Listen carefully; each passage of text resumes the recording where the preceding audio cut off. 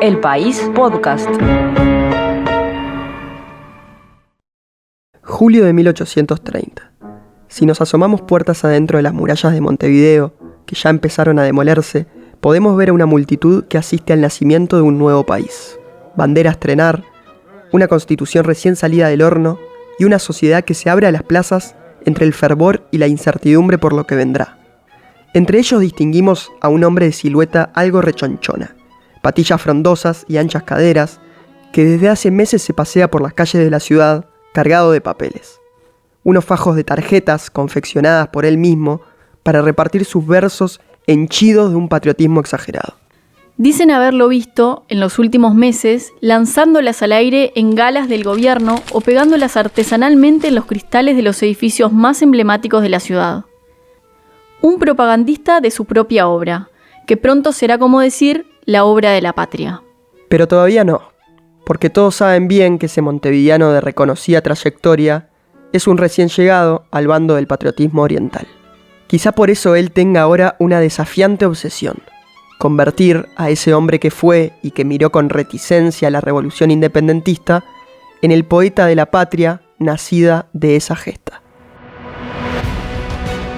Esto es Irritos Nulos Disueltos, los personajes de la independencia de Uruguay. Un podcast del País auspiciado por la Cámara de la Construcción del Uruguay, UPM y Habitat. Episodio 5. El poeta patrio.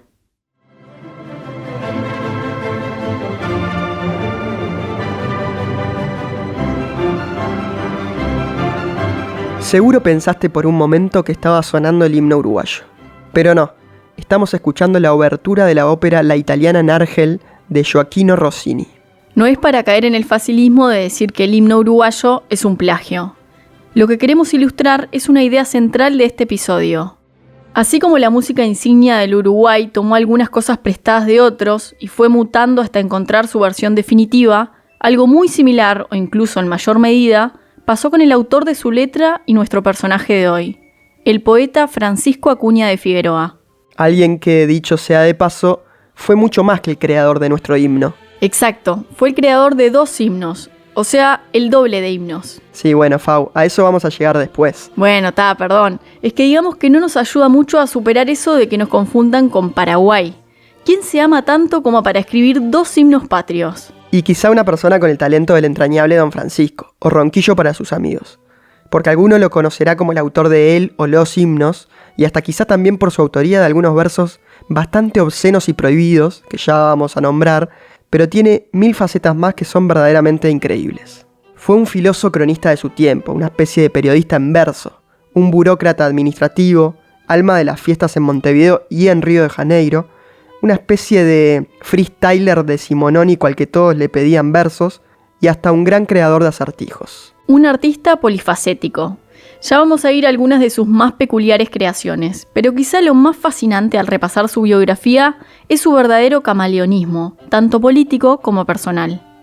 Hablamos en definitiva de un hombre que le fue fiel a cuanto gobierno anduvo por la vuelta, que se encontraba cobrando impuestos para Lecor en el momento en que La Valleja y los suyos avanzaron por la provincia, que antes había besado la mano del rey Juan VI en Río de Janeiro, mientras los orientales pagaban con cárcel o exilio la revolución, y que luego, años más tarde, se convertiría en una especie de patriota retroactivo, dedicándole versos encomiásticos a esas gestas de las que no participó. ¿Lo vio el cinismo? ¿Fue desapego? ¿Se mataría de risa escribiendo esos versos inflamados de patriotismo? Como sea, en él vemos también al mejor exponente de aquellos que no sintieron el llamado de la patria, pero que después se adaptaron dichosos al nuevo estado de cosas. En su caso, escribiendo los versos más citados de la historia de ese naciente país. Pero vayamos al comienzo. Francisco Acuña de Figueroa nació en 1791 en Montevideo. Hijo de Jacinto Acuña de Figueroa, funcionario español y experto en finanzas, creció en un hogar letrado, monárquico y católico. Su padre, Jacinto Acuña de Figueroa, fue funcionario de la corona y luego lo va a hacer sucesivamente de distintos gobiernos patrios, hasta llegar hasta su jubilación, digamos, porque era un hombre que manejaba algo que en general no todos manejan, que es un buen conocimiento de las finanzas. O sea que Eso que parece menor, en realidad es fundamental. Estamos escuchando al crítico literario Pablo Roca. Y esto lo llevó a identificarse con una idea de lo que podía ser España y las colonias ultramarinas de España, y luego también con la religión, de la que él siempre fue devoto. Decidió seguir un camino muy diferente al de su padre y eligió las letras, pero no se apartó del legado que le dejó su familia, estar del lado de los españoles, o al menos al comienzo. Se convirtió así en un poeta empedernido. Aprendió latín, tradujo a Horacio, entre otras grandes obras, admiró a los clásicos y sobre todo se obsesionó con la forma, el ritmo y la métrica. Lo iría dominando todo, desde pomposas odas y elegías hasta enigmas y acertijos. Lo que lo distinguía era su facilidad para jugar con las palabras. Por ejemplo, dominaba como nadie los anagramas. ¿Los ubicás? Claro, Harry Potter, papá. Tom Marvolo Riddle o I am Lord Voldemort. Exacto.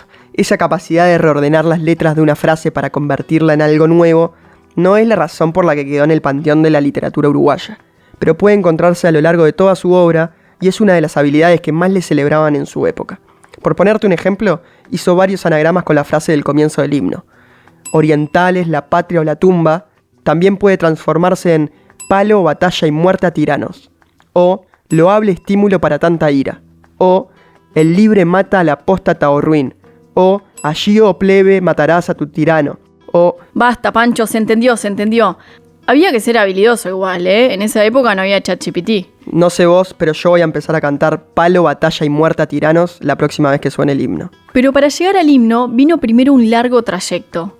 Y quizá la primera muestra de ese prodigioso manejo del lenguaje, al derecho y al revés, lo desplegó en los primeros años de la década de 1810, cuando las tropas artiguistas, junto a las porteñas, sitiaron Montevideo. Digamos que Acuña ese levantamiento revolucionario de 1811 no le levantó ninguna pasión. Su corazón estaba del lado español. No sintió el llamado de la admirable alarma. No, le pasó como a mí cuando suena muy temprano el celular, ¿viste? Que le das como posponer y posponer.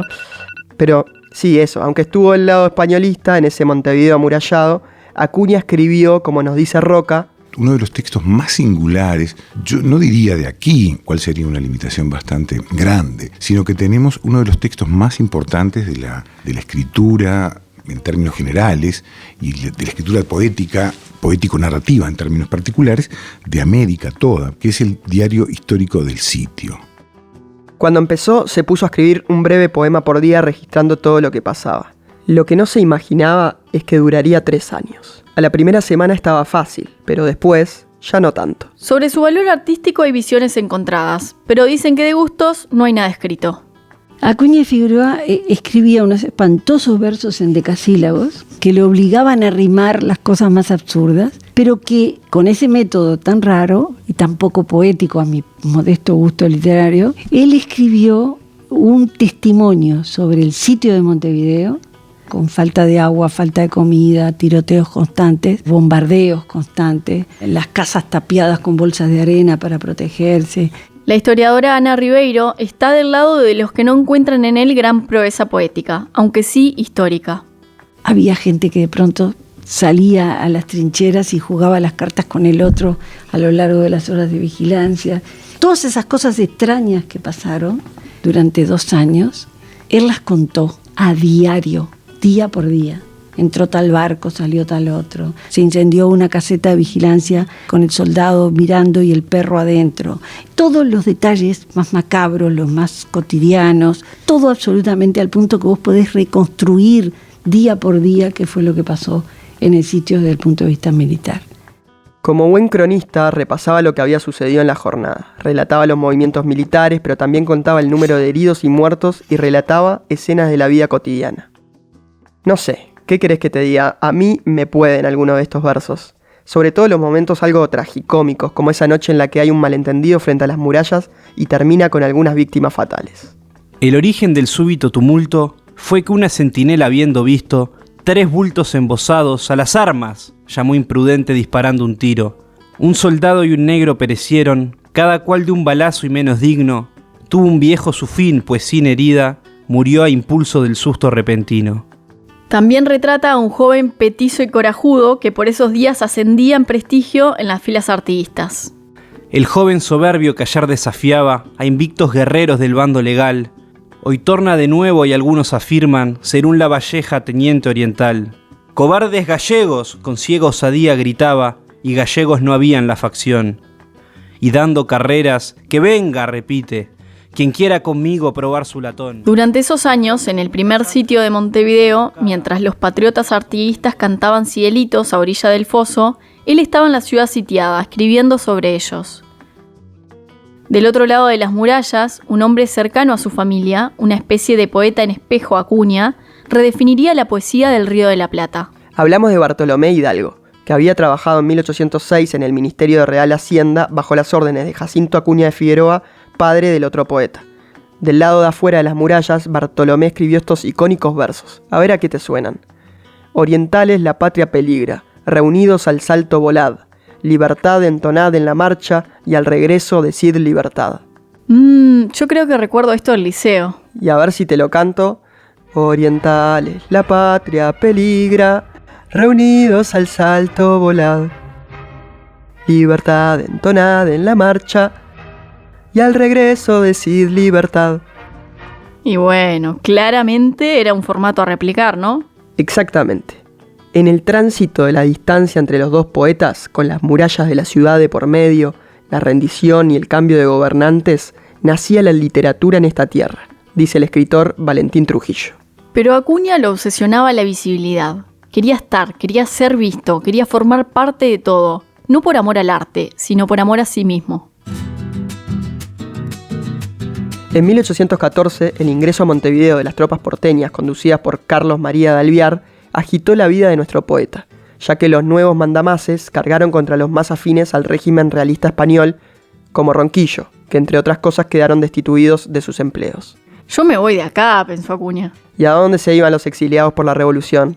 Sidachi, maravillosa. Y sí, hacia el imperio marcha nuestro futuro poeta patrio. Y no a mantenerse oculto, sino a acercarse totalmente a la casa de los Braganza, que reinaban desde Brasil y que estaban en muy buenos términos con el reino de España. Armando Piroto, uno de sus biógrafos, dice que la capital brasileña lo deslumbró por su naturaleza fastuosa y exuberante, por la belleza de la edificación, la gallardía de los hombres y la gracia cautivante de las mujeres. ¿No eran tristes cloróticas? ¿Viste? Ya aprendimos que depende de quién lo cuente. Cuestión que allí en Río llega a besar la mano del rey Juan VI, papá de don Pedro, nuestro Fogo Foguinio, a quien también le dedicará versos halagadores, aunque no tanto como los de Domitila. Bueno, Fogo Foguinio más tarde se ganará un anagrama de parte de Acuña, Pedro de Braganza o de proba grandeza. De proba grandeza eis aquí cabal, donome a beleza, duma humana, alteza compendio de señal. Podríamos decir que son esos años en Río en los que empezó a refinar su don de poeta cortesano oficialista.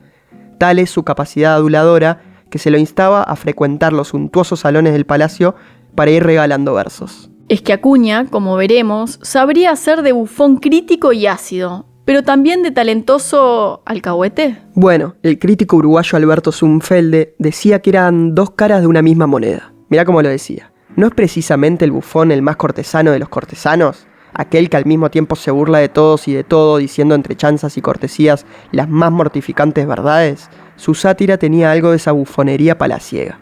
Adicto a toda situación y loador oficial de todo gobernante, tenía en el aguijón de su sátira un arma venenosa y terrible que sabía usar sin comprometerse.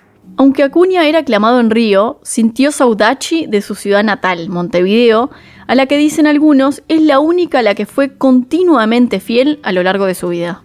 A su retorno, por aquí eran tiempos de Carlos Federico Lecor. Y no nos consta que el barón de la Laguna le haya otorgado título nobiliario, pero sí lo designó en un puesto en el Ministerio de Hacienda y luego en la contaduría de esa institución del gobierno cisplatino. También se aprovecharon de su talento para las traducciones y quedó como traductor oficial del portugués al castellano. Lo dijimos, un polifuncional. Te cobraba los impuestos para las arcas imperiales, te traducía al español y además seguía engrosando su prolífica obra. Exactamente.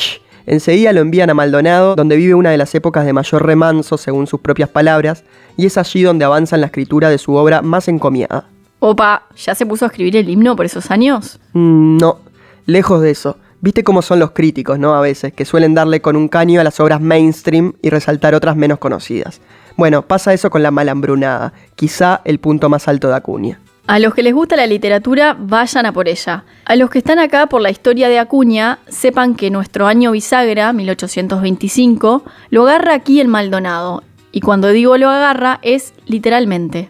Cuando las tropas de Leonardo Olivera, las tropas orientales, digamos, Leonardo Olivera fue un oficial que estaba al mando de La Valleja, cerca del Maldonado, Acuña de Figueroa intenta huir y en un poema muy jocoso, muy a su estilo y muy autocrítico, dice que lo atrapan por tener un caballo demasiado lento. Él toma un caballo que no es muy rápido, entonces lo persiguen y lo atrapan.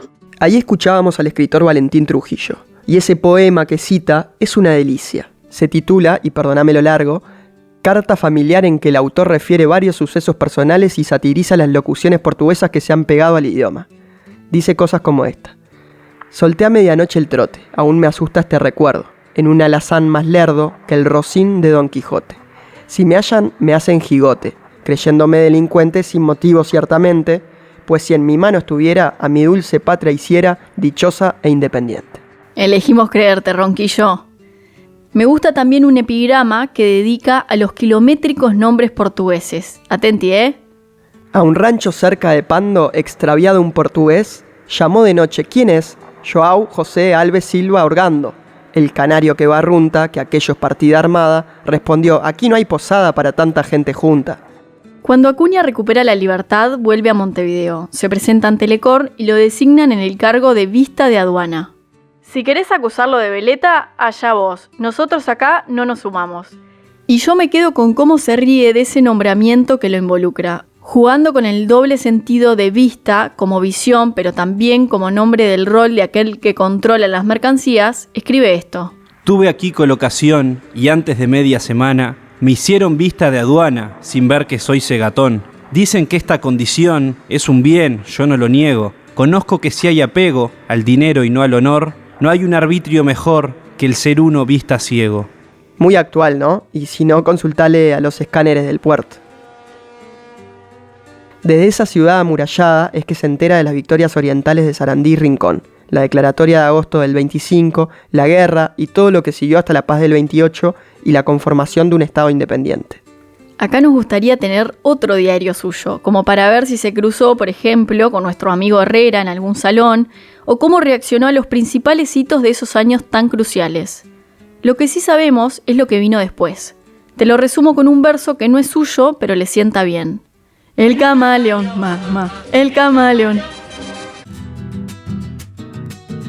Mientras Rivera y La Valleja se disputaban el liderazgo político de ese país que estaba al nacer, Acuña de Figueroa se decidió a convertirse en su referente literario y poético, el letrista de esa nación nacida en un proceso complejo. Y al que él no se había plegado demasiado. Bueno, algo de eso lo expone él mismo en sus cartas, como una que envía a Juan Francisco Giró, ministro de Gobierno, Relaciones y Hacienda en el gobierno provisorio, ofreciendo como modesto tributo una canción patriótica. Ronquillo admitía la posibilidad de que al saber quién era el autor, muchos desecharan con desprecio la obra, pero también se atajaba con una fundamentación de sus actos y de lo que mencionaba como una especie de deuda. Este recelo no debe obstar a que yo llene en una pequeña parte la inmensa deuda en que me hallo empeñado para con mi patria. Tengo y tendré para siempre el baldón de no haber hecho el más corto servicio a mi patria, aunque jamás he prostituido mi pluma atacando sus imprescriptibles derechos ni adulando a los dominadores.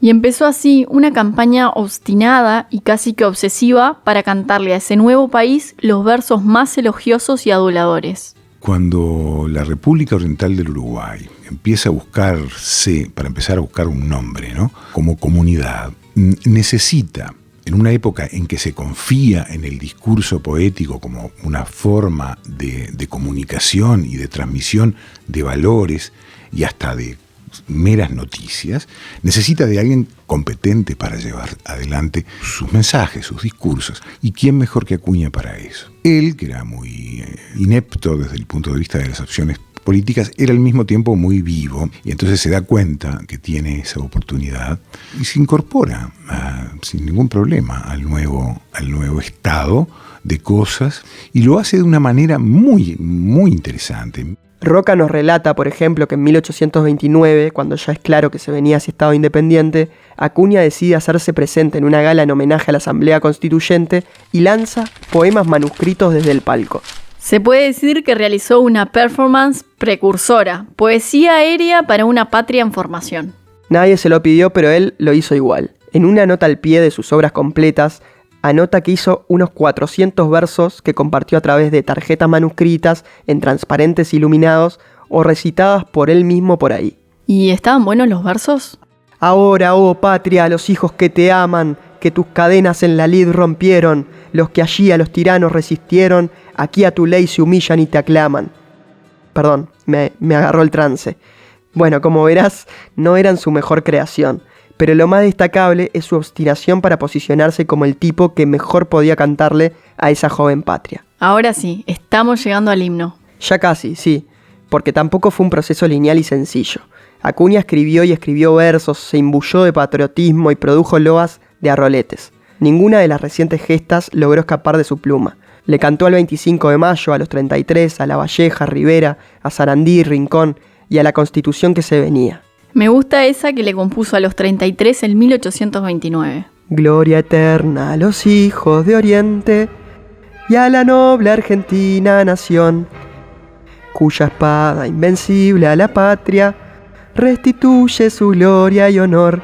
Bueno, Panchito, habría que ir calibrando la pluma. Y creo que los orientales todos estaban calibrando cuál era bien el relato patrio. Esta quizás Acuña la escribió con La Valleja al lado.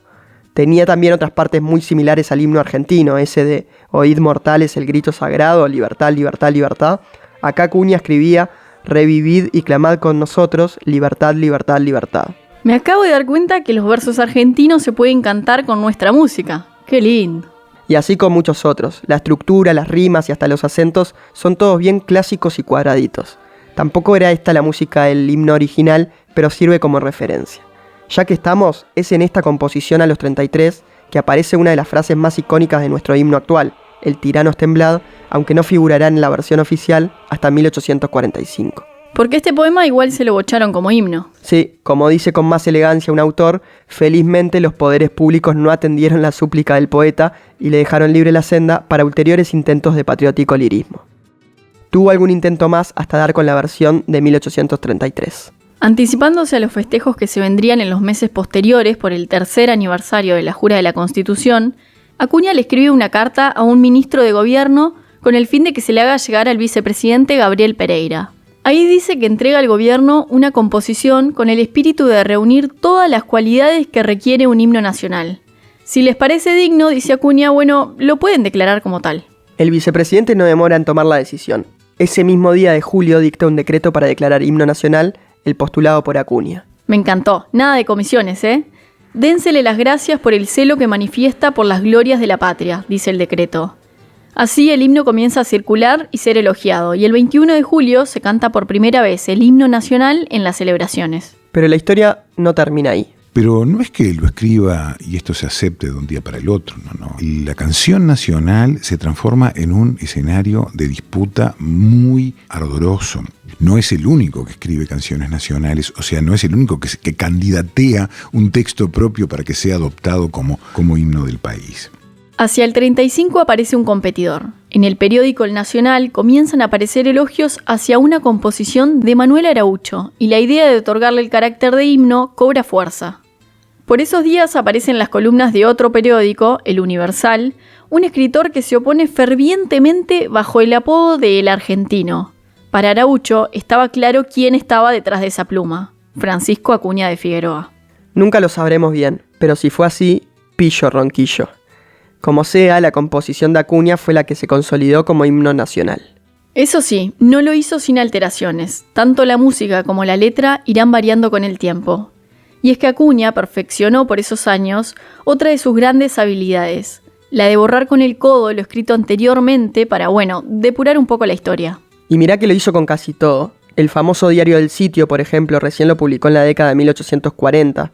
Y aunque él se encarga de decir que dejó inalterado su punto de vista españolista y antirrevolucionario, también está comprobado que incluyó mutilaciones y cambios para no herir algunas susceptibilidades. Con el himno también. En el 45 se presentó ante el gobierno para comentarles que había estado meditando y que capaz valía la pena bajarle unos cambios a algunos versos del primer himno, que ya no se adecuaba a las circunstancias políticas de la época.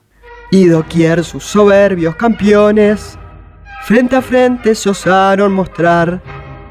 En sus pechos llevaron sangrientos los recuerdos del sable oriental.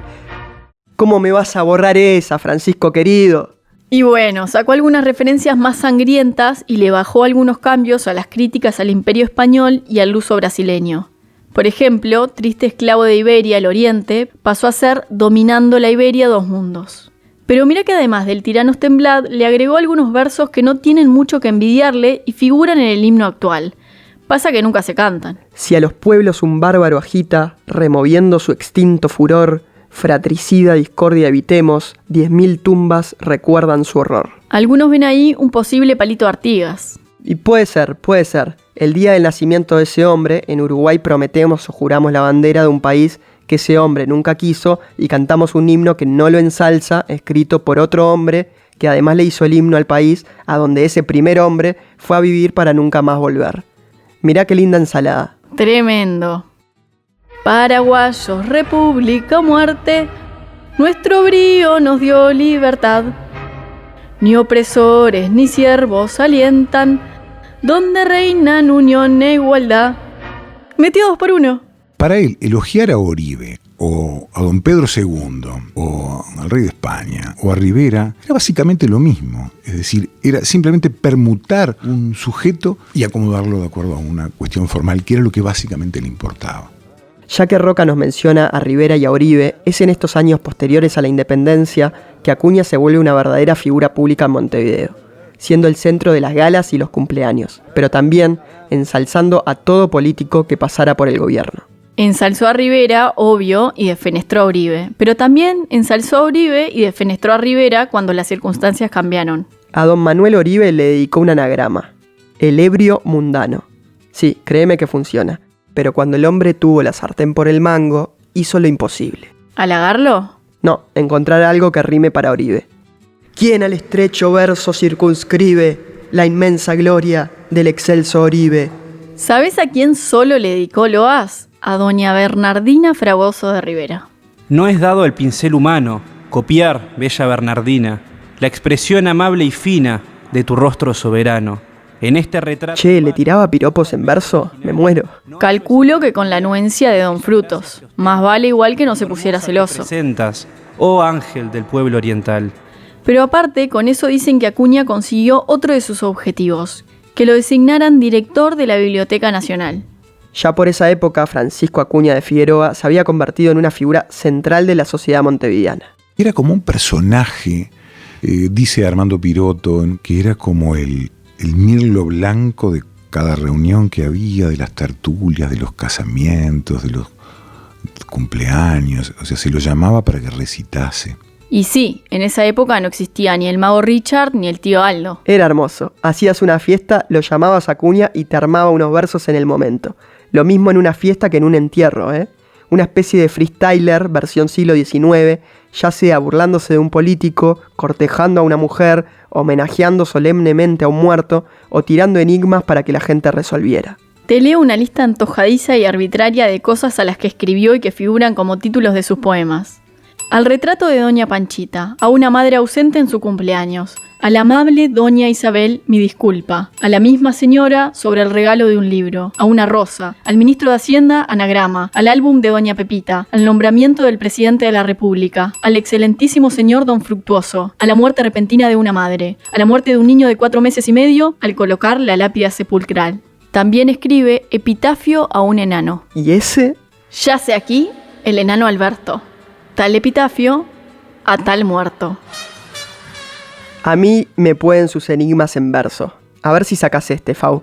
¿Cuál será una quisicosa de figura de un melón que como parte precisa entra en la generación? Sin ella no hay matrimonio, ni perfecta conjunción. Hombres y machos la tienen, hembras ni mujeres no. Yeguas y vacas carecen de la tal cosa en cuestión, mas toros y potros llevan un par en expectación. Para nombrar a un pontífice, es cosa sine qua non, bien que la papisa Juana de tal prenda careció. El coronel, el soldado, el obispo, el motilón y hasta el soberano mismo tienen como un toro 2. Bueno, horario de protección al menor, Martín. Qué mal pensada, vos. La respuesta es la letra O. Ah, pensé que venía junto a la apología del carajo. Bueno, sí, también hizo un polémico poema sobre las múltiples formas de referirse al miembro masculino, y al femenino también, pero no encontró tantas. Un texto que permaneció oculto durante mucho tiempo hasta que alguien lo rescató en 1922. La lengua castellana es tan copiosa en voces y sinónimos tan rica, que con nombres diversos cualquier cosa o con varias metáforas explica. Pero hay de grande aprecio entre los hombres un cierto pajarraco, o alimaña, que tiene más sinónimos y nombres que título tenía el rey de España. Bueno, hasta ahí venimos bien, pero hay algunas más explícitas. El príapo, la porra y el chorizo, el rábano, la pica y el badajo, picha y ciruela en español castizo son sinónimos todos del carajo. Bueno, ya está, dejamos por ahí. Yo creo que esto es extraordinariamente importante también, ¿no? Porque muestra esa otra cara que había quedado un poco oculta, pero a su vez volvió a caer como en una trampa, ¿no? Es decir, pasó de ser el poeta autor del himno, es decir, el autor del único texto que se supone que todos los uruguayos conocen de memoria, el único texto poético que todos los uruguayos conocemos de memoria, pasó a ser el poeta réprobo, casi obsceno. Hasta el día de hoy siguen apareciendo versos nuevos de Ronquillo. Pero entonces, ¿fue o no fue el poeta patrio? Es difícil capaz poder definir si hay o no un poeta patrio. ¿Fue la triple P? ¿La triple T? No, en ese entonces no se escuchaba Tini. No, la triple P, primer poeta patrio. Así lo describe Valentín Trujillo en el prólogo llamado Acuña de Figueroa para principiantes y no tanto. Me encantó, Acuña de Figueroa, el triple P. Lo que sí podemos decir es que fue un poeta con todas las letras, que observó, participó, se alejó, se acercó, escribió, testimonió y creó obras innumerables durante sus más de 70 años de vida. Hasta el día de hoy hay quienes dicen que lo que hizo a partir de la independencia, escribiendo versos halagadores a la patria por la que no se jugó la ropa, fue una especie de expiar culpas. Yo no creo, esto es solamente una intuición personal, ¿no? Yo no creo que él sintiera arrepentimiento, no lo creo. No creo que él estuviera con ciertas culpas de haber pertenecido como a movimientos que luego se transformaron como el retrógrado. Él era Dios y el rey, y claro, luego él fue adaptándose. Él nunca tuvo ningún pudor en ser salamero. Él era una figura que no tenía ningún pudor, digamos, en ensalzar a quien viniera. Si hubiera que hacer una novela con Acuña y jugar un poco con el personaje, hasta se lo podría pensar de otra manera. Me lo imagino quizá riéndose de esos versos, a veces un poco perezosos, que tan fácil salían de su pluma o de su lengua, pero que dejaban absolutamente encandilados a todos los demás. Lo registró todo, fue un buen historiador a su manera, un buen cronista, hay que entenderlo. Era un personaje de salón, pasó por todos los salones del poder, vio los primeros gobiernos, lo vio todo hasta que el día que se murió, y lo testificó todo, lo registró todo. Y supo hacer un himno patriótico porque entendía la importancia de lo que finalmente había resultado. Cada vez que se entona el himno nacional en sus múltiples usos, ¿sí? Desde las fechas patrias, las escuelas, las plazas, los actos, cuando juega la selección uruguaya, cuando hay la representación uruguaya en cualquier lugar del mundo, no se tiene en cuenta que se está citando la letra o la composición poética de Acuña de Figueroa y que hubo un autor atrás que pensó esos versos y los escribió, y que le costó mucho el reconocimiento oficial, que tuvo que luchar y pujar por años para que se reconociera oficialmente esa letra, que hoy para nosotros es una cuestión casi que dada, ¿no? Estamos tan cerca que nos cuesta hacer el desdoble y entender que cuando hay 70.000 personas en el estadio cantando emocionadas el himno, se está citando a Francisco Acuña de Figueroa. Lo despedimos con sus propias palabras, siempre filosas, siempre burlonas también consigo mismo. Uno de los últimos poemas que escribió en su vida se titula Respuesta sarcástica de un escritor. Yo por adquirir honor escribo, y tú por dinero. Un escritor extranjero dijo un patriota escritor. Y este responde: eso es de N, tú por honor, yo por plata, cada uno en el mundo trata de ganar lo que no tiene.